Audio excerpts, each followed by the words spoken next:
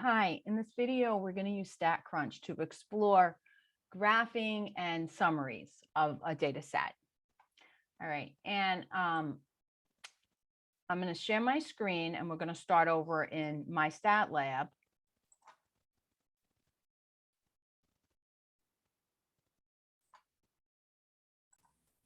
Okay, and here we are in StatLab and make the choice StatCrunch. I'm going to open up a data set from the textbook. The one that I'm going to play with is on body temperature. You'll have a different one for your assignment. Okay. And so what we want to do is the first thing I want to show is how to calculate or how to find a frequency and relative frequency distribution in table form. Okay. So over here, we're going to go to Stat and Tables and click over and slide over to frequency. Click on the column name. So all of the column names that are in the spreadsheet are listed here. We only have one. So we'll click on that one, moves it over. It's in the white box here, which means that whatever we're asking it to do, we're asking it to do it around about that column. And in particular, in this highlighted, the default option is frequency and relative frequency. And that's what I was looking for here. So we're going to compute. And this default option would like to turn on binning for the procedure. I'm going to use that option. And so here is our frequency distribution. We can see that the default option was to choose a half a degree as our class width. And that in particular, the class with the greatest number of individuals is this class from 98 to 98.5 degrees. 30 people have a body temperature within that range. Okay, so we want to copy this table onto a document so we could use it in a report or to communicate with colleagues. So options, copy, and it tells us that what we can do is click on the output, drag a mouse over the portion, or use Control A, whatever part of it you want to select, and then use Control C. So we have click on the output, Control A. I want the whole thing, so I'm using Control A. Control C copies. And then over here in a Word document, I'm going to paste that in here.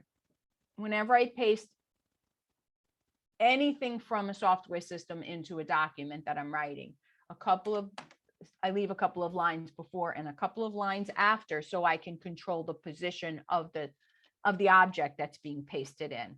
So a couple of blank lines and Control V, and then another couple of blank lines. This is our relative frequency and frequency distribution.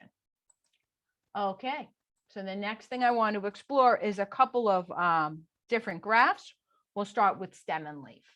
So go to Graph. And now you can see when you hover over Graph, you have a whole menu of options for graphs. And the first thing we're going to do is choose stem and leaf, click on the variable name, choose all of the defaults, and just click on compute. And so we get here the stem and leaf. So the stem and leaf, even though we call it a graph, it gets presented in the form of a table. So to copy this, we're going to use the same procedure we did to copy the frequency table. We're going to click on it, Control A, Control C, bring it over to the document. I have two blank lines, then Control V. Okay, so there's our stem and leaf. And what we can see in the stem and leaf is that they have chosen default of 0.1. So this means that the first element here is 96.7. That's the smallest temperature. The greatest temperature is 99.4. And the class or the stem with the most leaves is the 98. So there's most of the temperatures are in the 98.0 to 98.4 zone. Again, this is broken down by half a degree. It lines up with how the this frequency table is presented.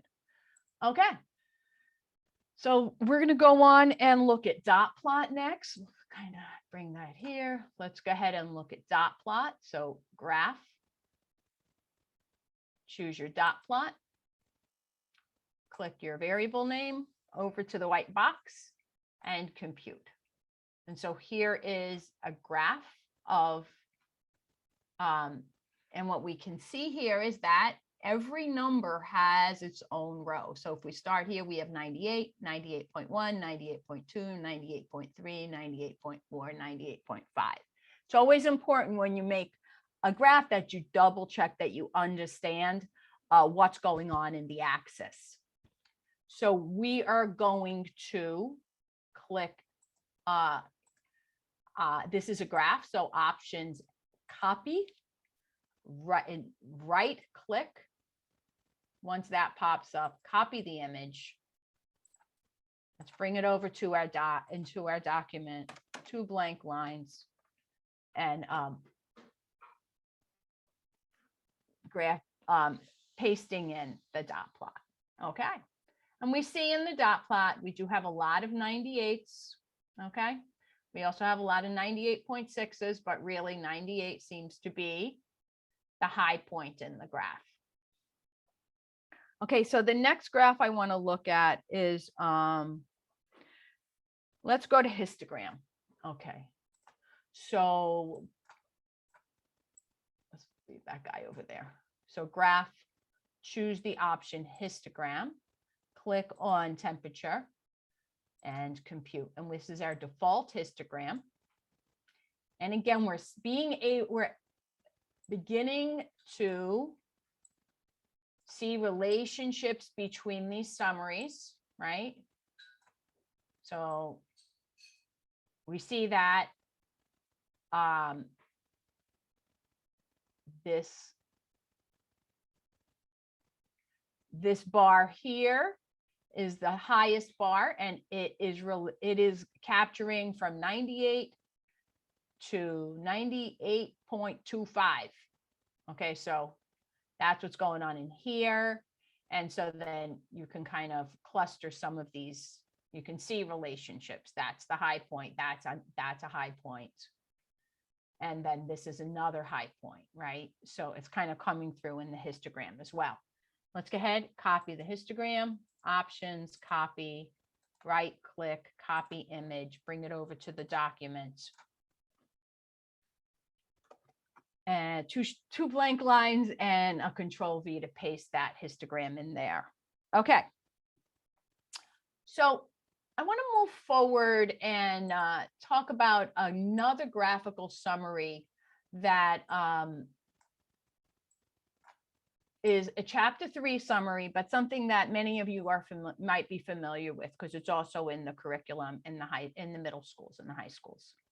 So I just want to show you how to get it so that when you go to do your chapter 3 work, you'll actually already have a little know how to pull these things up.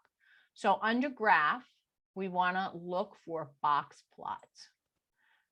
Click on the variable name and compute. And here is your box plot. And this represents the bottom of this whisker. The center is called the box. It's box and whisker. So the center is the box and these guys are the whiskers. And roughly what's going on is we have 50% of the data represented in the center box. 25%, the lower 25% is down here and the upper 25% is up there. So what we can see, this is called the median. It's the point in the data where half of the data is less than it and half of the data is more than it. So there's our median. And then, all right, what we're going to do is copy this graph, copy the image. And let's paste it in here. So definitely more about box plots in the future. I'm just trying to peek ahead a little bit here to help us out. Also help you out when you go to chapter 3 to do the work, and you know, you have some of these methods of pulling stuff using StatCrunch to help you out. Okay, and I think the last thing I want to do is to get summary statistics. So we'll go to Stat, Summary Statistics, and go over to columns. Again, we have this, we're going to click on temp, put it over there in the white box, and we'll take whatever the default is that's being offered and just hit compute. So here is our little summary statistics table. Now, some of these things you might be familiar with, but if you're not familiar with them now, you will become familiar with them within a week or so. So the first, we see the column name is temperature, that there are 93 observations which we confirmed. The mean is 98.1. So the mean is what you get when you add up these 93 values and then divide by 93. Okay, so that's our mean. It's also called average. The other thing, we talked about median. So if I ordered the data, 98.2 is that value, such that half of the data is less than it and half of the data is greater than it. So that's our median. Our range is the max minus the min. Here's my max and here's my min. Okay. And so then the other piece here is this very important value called standard deviation.